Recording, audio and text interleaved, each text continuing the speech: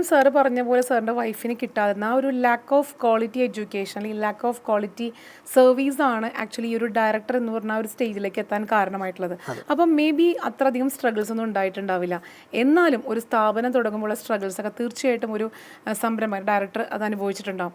എന്തൊക്കെയായിരുന്നു ആ സ്ട്രഗിൾസ്? അപ്പോൾ ആക്ച്വലി പറയുകയാണെങ്കിൽ കോട്ടയം എന്ന് പറഞ്ഞാൽ ഒരു ഹബ്ബാണ്, ഈ ഇൻസ്റ്റിറ്റ്യൂഷൻ്റെ ഒരു ഹബ്ബ് എന്ന് പറയാം. അപ്പോൾ അവത്തിൽ നിന്ന് വളർന്നു വരിക എന്ന് പറഞ്ഞാൽ വലിയൊരു ഇതാണ്, മനസ്സിലായില്ലേ? അപ്പോഴത്തേക്ക് ഇപ്പം ഞങ്ങൾ നേഴ്സ് ആയതുകൊണ്ട് അവിടെ ഓരോ ഹോസ്പിറ്റലുകളുണ്ട്. അപ്പോൾ ചെറുതായിട്ട് നമ്മൾ തന്നെ ഒരു ചെറിയൊരു നോട്ടീസും പിടിച്ച് OET IELTS എന്ന് പഠിപ്പിക്കുന്ന ഒരു സ്ഥാപനം ഉണ്ട് എന്നൊക്കെ പറഞ്ഞ് ഞങ്ങൾ തന്നെ സ്റ്റാർട്ട് ചെയ്തു. അങ്ങനെയാണ് ഇത് സ്റ്റാർട്ട് ചെയ്യുന്നത്. അത് ഇടയ്ക്കും നമുക്ക് ഒത്തിരി പ്രശ്നങ്ങൾ അതിനിടയ്ക്കുണ്ട്.